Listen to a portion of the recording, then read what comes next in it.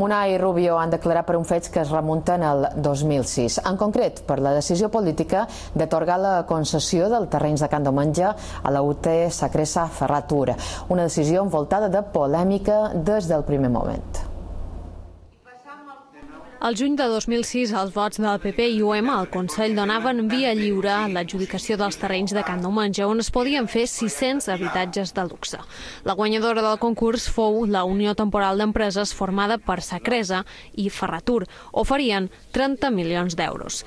La constructora Núñez i Navarro n'havia oferit el doble i va perdre el concurs. Per això es va querellar contra Maria Antònia Munà i els 20 consellers de PP i UM que hi havien votat a favor. La Universitat Politècnica de Catalunya, a instàncies del Consell, taxà el solar en 30 milions, però segons un informe de l'Agència Tributària, el valor de mercat del solar és del doble, 60 milions. Paral·lelament, el bloc també interposà un recurs.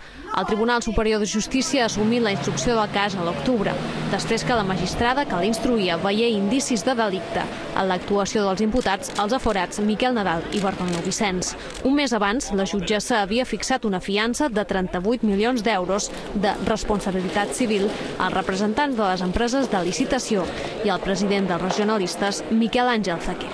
3 comissions judicials escorcollaren divendres les seus de les empreses adjudicatàries, confiscaren documentació relativa al projecte.